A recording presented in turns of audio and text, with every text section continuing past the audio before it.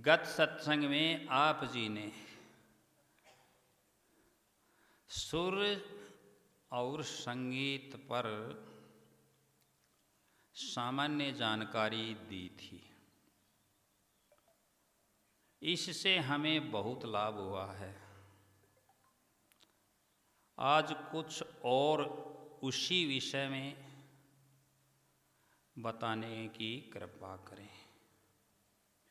जो भजन गत सत्संग में संकेत रूप में आप जी ने प्रस्तुत किए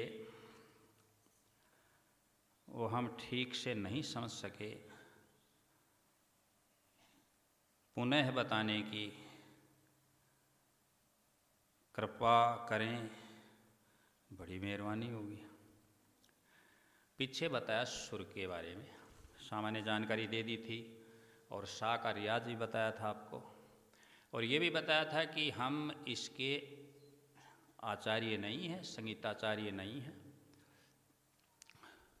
और आपको सामान्य जानकारी दे दी कि 7 स्वर होते हैं, 5 स्वर होते हैं, 7 और 5 12 होते हैं, जिसमें 4 कोमल होते हैं, एक मय होता है, वो तीव्र होता है, जिनको विकृत स्वर कहते हैं।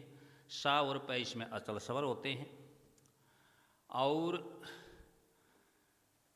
पहले राग थे और वो शास्त्रीय संगीत कहलाता था, और बाद में जो सरल करके गाने लगे उसको सुगम संगीत कहने लगे।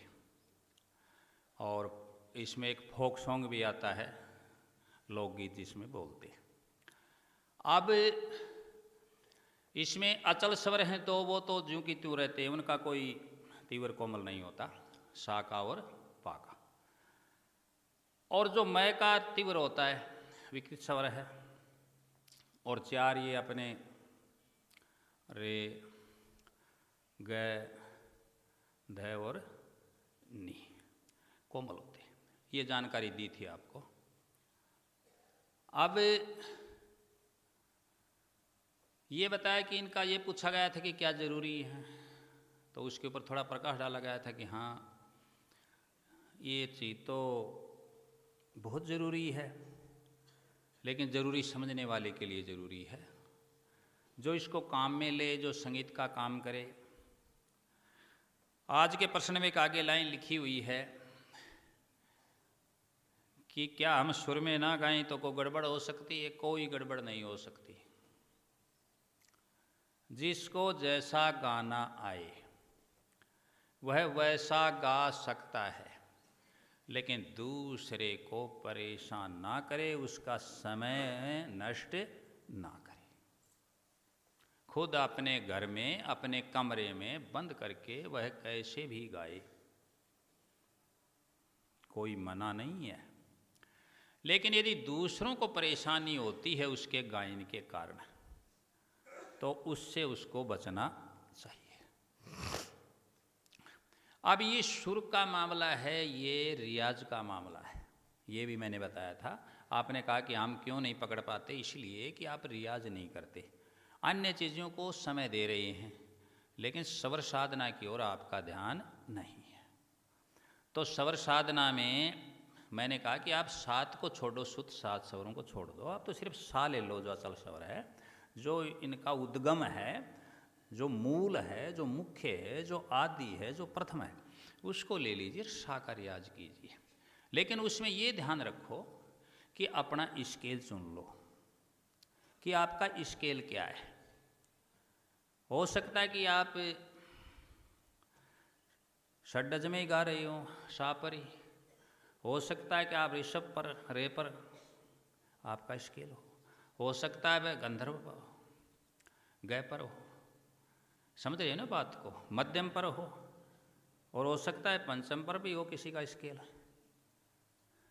तो इस प्रकार अपना स्केल आप चुनो, खुद अपनी आवाज़ का मिलान करके, बोल बोल करके कि मैं परमानेंट यहाँ बोल सकता हूँ, या मेरा वादी और संवादी स्वर हो सकता है इनके बीच में, ठीक है ना। जिसके देसी गाने बजाने वाले टीप बोलते हैं, अगला स्वर जो होता है उसका जो कोड में होता है, जैसे मेजर कोड में, उसके हिसाब से। जैसे मैं आपको थोड़ा बता दूँ तो आप देखिए,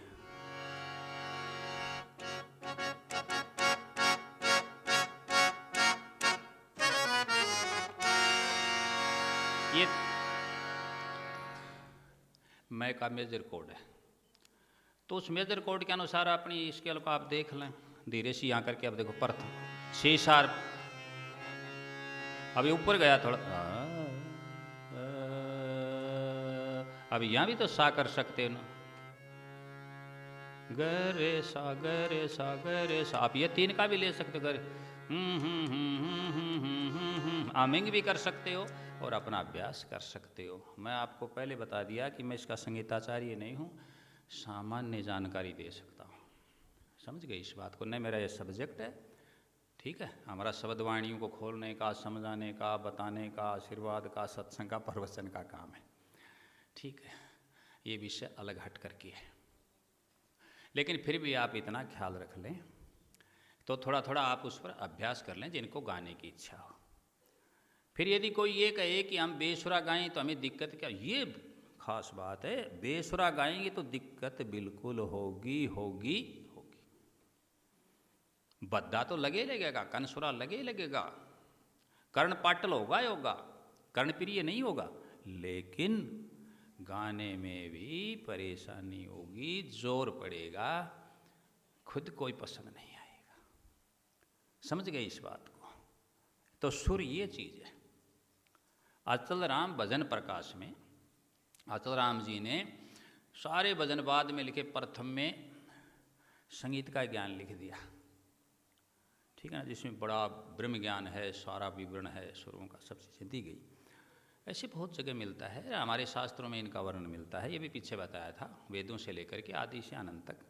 और ये 6 राग 36 रागनी तो सामान्य बात थी, लोगों को ज्ञान नहीं था। मैं अब फिर दोहरा रहा हूँ कि लोगों को ज्ञान नहीं था, तो वो इतना ही जानते कि 6 राग 36 रागनी, साज बजा दिया सारा रे सारा री मेरी गाजा बहानी, ये गा रहे थे वो, उनको पता नहीं था, ठीक है ना। वो बहुत कम पढ़े लिखे लोग थे, उनकी हिस्ट्री देखोगे तो उस समय इतना शिक्षा का प्रभाव नहीं था और साधन भी नहीं थे।